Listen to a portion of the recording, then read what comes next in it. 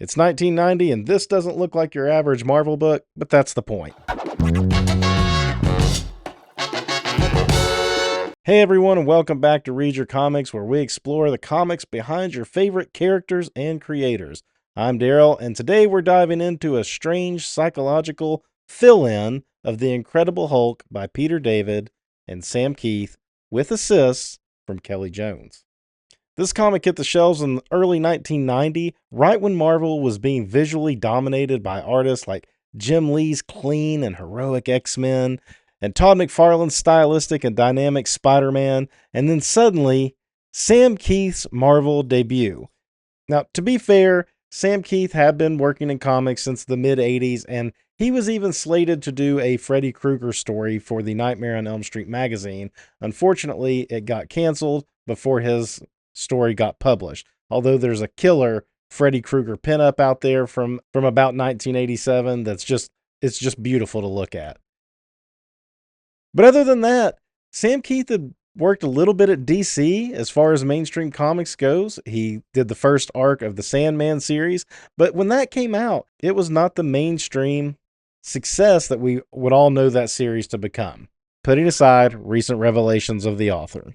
But as the story goes, he wasn't really loving working on that title, and here he is moving over to Marvel, and right at the tail end of Jeff Purvis's run, and before we get to Dale Keown's run in full, he's going to come in and drop this bizarre, horror-tinged, psychological drama right in the middle of Peter David's Hulk run. It's creepy, it's weird, and it's unforgettable. But before I dive in, I just want to say if you're loving this Peter David Hulk run, I've got a playlist where I deep dive into the whole run to this point so far, maybe further depending on when you're watching this video. And if you enjoy this kind of page-by-page comic exploration, hit the subscribe button so you don't miss any future videos. Maybe while you're at it, go ahead and drop a like. Do it now so you don't forget when the video's over. Let's go ahead and take a quick look at the cover before we go any deeper. Sam Kieth even gives us a corner box here that's kind of reminiscent of the Jack Kirby corner box of the late 60s. You've got the whole scene set at like a Dutch angle, which you don't really notice until you start looking close at the train cars that the two characters are falling out of here. And then you've got this hairy Hulk. You know, we haven't really seen the Hulk drawn in such a way before. I think, McFarlane would kind of put some lines there to represent a little bit of hair and stuff, but nothing like this. This is like Robin Williams-esque hairiness on the Hulk's body here. And he's smashing this guy who's wearing some clearly Victorian clothing. If you're familiar with Marvel, then you probably already knew who the character was. It's Mr. Hyde, who was typically a Thor villain. Oddly, I don't think that the two characters had ever met before, despite the obvious connection of the duality of Banner and the Hulk being a modern-day Jekyll and Hyde versus the Marvel version of Mr. Hyde, who's not Dr. Jekyll, but a mad scientist, essentially, obsessed with the idea of Jekyll and Hyde and turning himself into his own version of it. So let's go ahead and dive in. Now, it says guest penciler is Sam Kieth, and it's inked by Sam Kieth and Kelley Jones. I think Kelley Jones just did a few pages here to help Sam Kieth stay on schedule. It's my understanding that they shared a studio space together around this time, and they were passing stuff off between each other, I think, to just give each other a little help. And their styles mesh pretty well together. So as I look through this, I'm going to try to kind of identify what I think are the pages that Kelley Jones worked on versus the ones that Sam Kieth did solely on his own. Or maybe they worked on them together. I'm not exactly sure, because while this is obviously full-fledged Sam Kieth, it's still a little bit early in his career versus what we would know just a few short years later as he worked on Wolverine and, of course, going on to his own creator-owned book, The Maxx.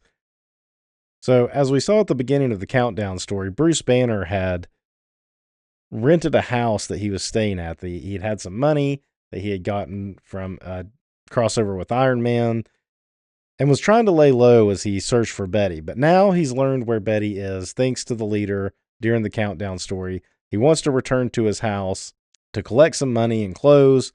Unfortunately, the military's already there, and it looks like they've shot the door up.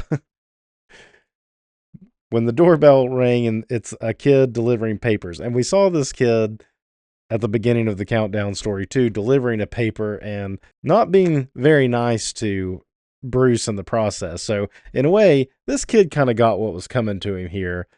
But of course, Doc Samson doesn't really like that the soldiers are a little gung-ho with a paper delivery boy. Nice bit of cartooning here as he flips him the money to pay for the paper. And the soldiers are like, yo, this is Bruce Banner and the Hulk. I'm not sleeping on anything in this regard, which Samson kind of agrees with. He's like, yeah, but a paper boy, that's a little over the top, right? Meanwhile, we've got Banner hiding in the bushes over here. This is a page I feel like maybe Kelley Jones helped ink. And I say that because there's a lot more crisp edges and less feathering that I think of is more associated with Kelley Jones as opposed to Sam Kieth. At this stage, Kieth was definitely using a lot more heavy spotted blacks and stuff. He kind of gets away from that as he gets more into mixed media as he goes along, but that's why him and Kelley Jones, I think, definitely mesh well together. I'm also seeing a lot of influence of Richard Corbin in this, particularly in the figures like the faces and proportions of the figure work. So Banner's up here hiding in the bushes, and he's actually contemplating turning himself in because he's like, I need to get in the house. I need to get my money and some clothes to go to Connecticut where I've learned that Betty is. But the soldiers are in there. Maybe I should just turn myself in and hope that they'll help me get to Connecticut. When one of the soldiers is a little trigger happy and shoots at a bush and kills a squirrel. And that's when Banner thinks, maybe it's not the best idea for me to surprise them by jumping out of the bushes. We get some nice story transitions here as we're going to start building towards the next chapter of the Peter David Hulk era. We're going to see the train, which is going to be our setting for most of this issue. You've got a lot of dark panels here. Now, my copy with the printing of the 80s, I don't know if it's like all the blacks from this page. I tend to think maybe it's this ad over here, because if I look at the copy here, maybe not showing up great on camera, but there's little flecks coming out of the print right here, and then it's heavy over here into the white. So I'm thinking this ad bled onto this page to some degree. But there's so much black on this page, I wouldn't have doubted if it had just smudged some as well. We've also got this elsewhere, and this is where the next storylines are going to be coming from. We see this mountain. Somebody named Prometheus is told that there's a live one, and he says, I'll get the car, and you just see this car swoosh out of the side of the mountain. And that's it. That's all we get for that. That's all set up for the future. But we got to get back to Bruce Banner here, and he is looking for some clothes to put on when a soldier spots him. And Bruce, able to distract the soldier just enough and get on top of him, with the soldier saying, I know who you are, and you better let go of this rifle, and I won't hurt you too much. And Bruce growls at him, which frightens the soldier into thinking that he's going to turn into the Hulk. Bruce takes the advantage and knocks him out. So Bruce with a little bit of fighting skill here. The shadow and stuff and the musculature of this body, this is where I feel like there's the Bernie Wrightson influence coming out within these two studio mates in the early 90s. So instead of just getting some clothes from this drop-off thing, Bruce decides to put the soldiers' clothes on as well, and they're going to move to the train yards to see if Banner's there. And Banner's like, that's perfect. And once again, I feel like this is a Kelley Jones inked page. Mostly I'm looking at this canopy on the back of this military car and the way the fabric folds are done. Very crisp. Also, some of this back shadowing in this panel down here feels more like Kelley Jones to me than Sam Kieth. This character, again, that's where I'm seeing some Corbin influence, like the way the mouth is drawn, and he's just a conductor. And this is a freight train.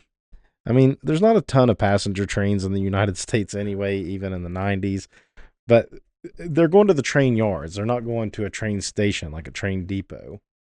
But in this confusion, Banner's able to sneak onto a train to get away from the military. I'm hoping he knows where the train is going since he's got a destination to be to.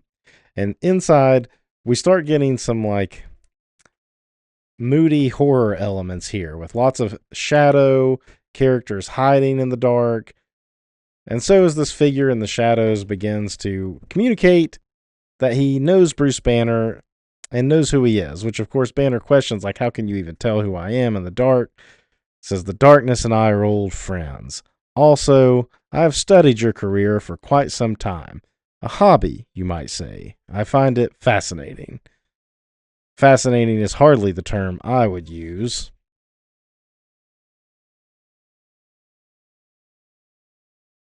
And this is where Keith's style really leads to some like visual discomfort.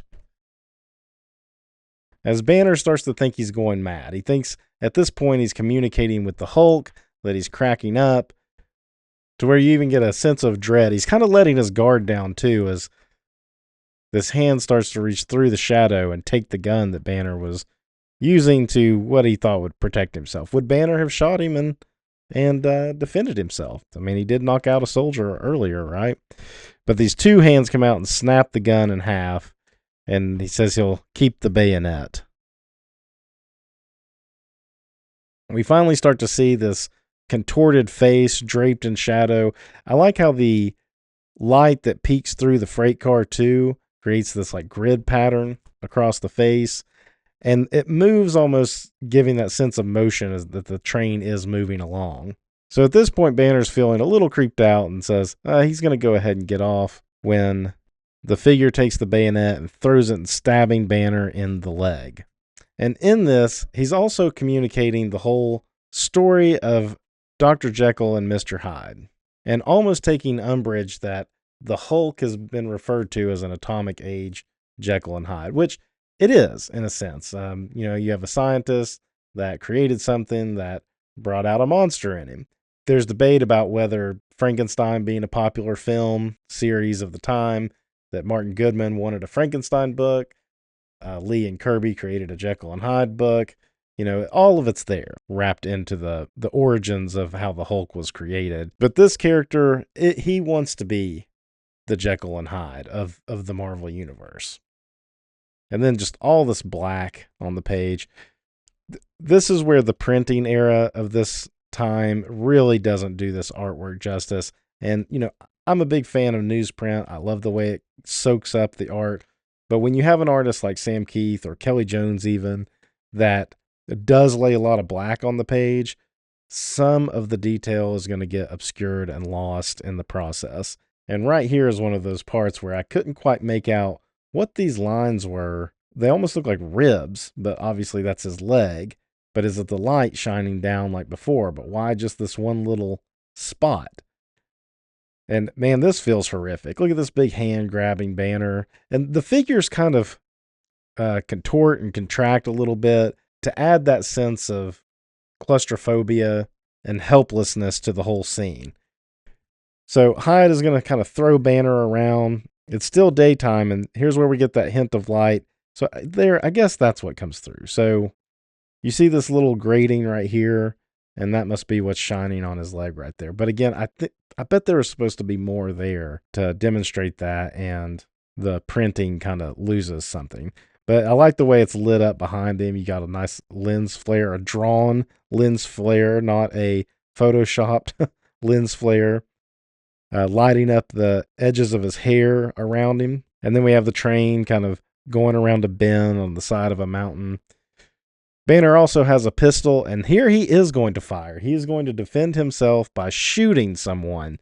Kind of out of character for Bruce Banner to do, I would think. Great use of negative space right here with the upshot of Banner holding the smoking gun as he looks around. Keith does like that. He does that in a bunch of his different work. The head on a swivel kind of moving back and forth. When you see this crunch come down, and look at the pain on Banner's face because he got his hand smashed. Now, you don't see his hand under that crunch right there, but they're quick to tell you that hurt his hand. And here's your drapery again. So feeling less like Kelley Jones did this one, though. And this is what I was talking about earlier, is this, it's not quite as crisp and hard edges of the lines on the shadow. Keith does a little bit more hatching to have a little bit more gradient in it than what I think Kelley Jones does. And this is one of your best shots of Mr. Hyde so far. Just huge, imposing. Look at that hair going everywhere. Coming out of the shadows with giant teeth, and they're all like crooked and twisted. Awesome drapery on his cloak right here. His fancy clothes. Victorian era. I think Sam Kieth probably did this lettering right here, the slack, because you have the splatter kind of going over the lettering as well. Again, a lot of black on the page. And I like this sequence of the transformation as well. Now, Kieth could have decided to do some kind of crazy transformation scene, but I like this sense of the train moving and the light flickering in and out on the train. And as it flickers, we see Banner's face get a little bigger, a little grayer, a little larger, and we get our first page of the Hulk on page 17, deep into the story. Now, some people might argue that you want to see the Hulk earlier in the issue, but I think the mood and set up an atmosphere culminating to this event works really well. I mean, you can't have duality of a character explored if all you're going to show is one of the two characters all the time, right? So I think it was a perfect mix to get Banner to this point, and he changes. And what he realizes really quick is, there's still daylight. So what is he doing there? Why did the Hulk come out in the daylight? And that's a good question. We saw in the Countdown series where Abomination threw Banner into a gamma accelerator, which had him turn in the daytime. But the rest of the story, it was nighttime until Banner changed into the Hulk. So has something happened here? That's not really explored in the rest of this issue, but it's definitely something to think about. Like, did that extra gamma radiation that he got at the beginning of the Countdown story, did that change something about how the Hulk is able to come out again? Hyde is quick to notice that the Hulk doesn't like the sun, and he rips the top off of the train car to expose the light. And he's kind of questioning, why don't you like it? Is it that Banner doesn't like to let you out except during the night and in the shadows when no one can see? That like Banner's embarrassed by you. The Hulk, to escape the sun, because the sun does hurt him, so he retreats underneath the train. And this is a weird panel, and it feels very Corbin-y too. But even going back to this one, I like how the Hulk is kind of like in the squatting position. This feels very much like the Maxx. Kieth does an odd thing with anatomy. It's like he's putting proper muscles on there, but he exaggerates them in just the right spots that give it that cartoony kind of feel. Look at Hyde here. He's a little bit more squat as well than he was on that last page holding Banner against the wall. And this is where Kieth is pretty good about kind of compacting the figures in to get them to fit into the panel the proper way. And the cloak changing shape, that's his character in the Maxx, Mr. Gone, I believe, that had a cloak that put spawns to shame. Mr. Hyde's is kind of the start of that, right?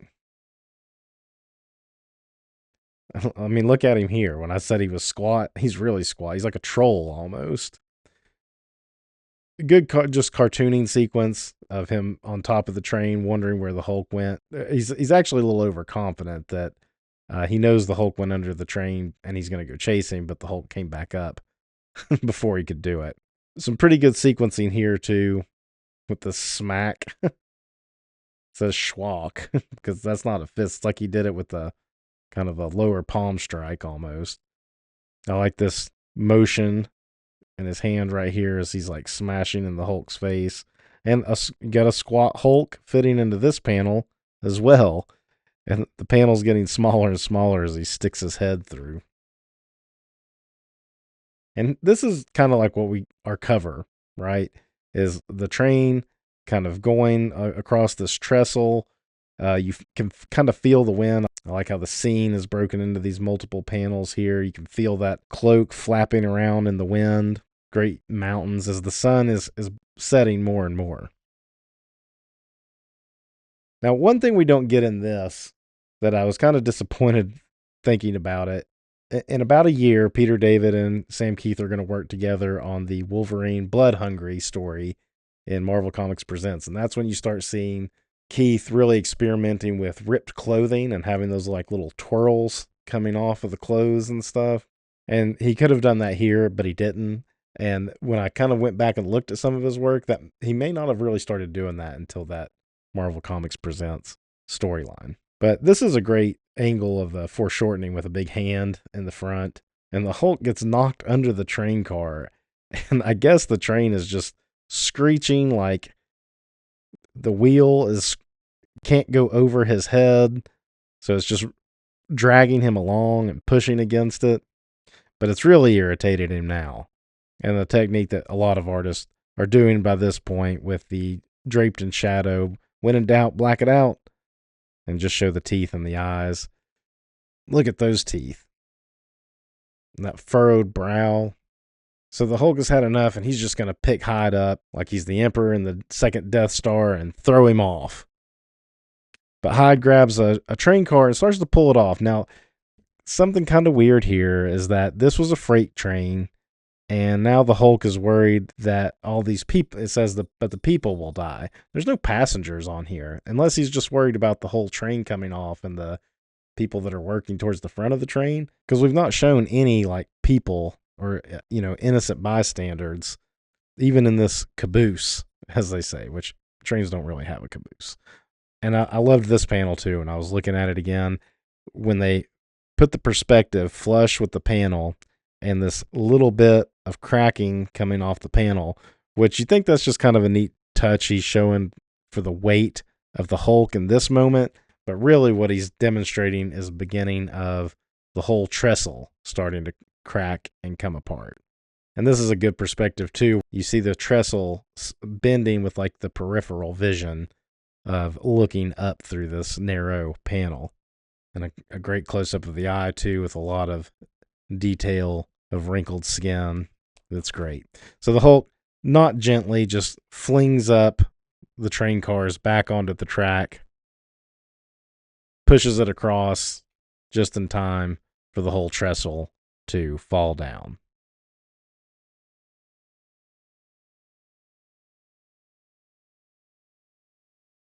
And as he pulls himself out of the water, we just assume that Hyde got washed down through the river, and that's the last we're going to see of him.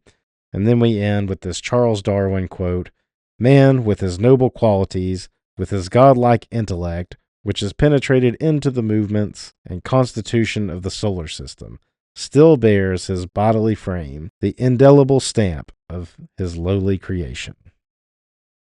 And this letters column is actually about issue 362 with the Werewolf by Night. Kind of interesting because that also had a good contrast about this duality of characters between, a daytime simple human to a evening time monster. Kind of funny that it fell along this issue. So that's it for this one. The next monthly installment will be the Dale Keown issue, but I got a couple other things I'm going to cover before we do that. We've got an annual to look at and a Marvel Comics Presents, so hang tight. We're going to get to those Dale Keown issues soon. In the meantime, be sure to hit up the playlist in case you've missed any of these Peter David issues. And as always, read your comics. Thanks for watching. If you enjoyed my breakdown of this issue, you can support the channel by hitting subscribe. It costs you nothing and helps other comic fans find the channel. You can also visit readyourcomics.com for cool merch, like this. Read Your Comics isn't just a brand, it's a mantra. And when you wear a Read Your Comics shirt, you are helping spread the word. For more classic comics conversation, be sure to follow me on Instagram at read.your.comics. And if you're still here, why not watch one of my older videos? Here or here.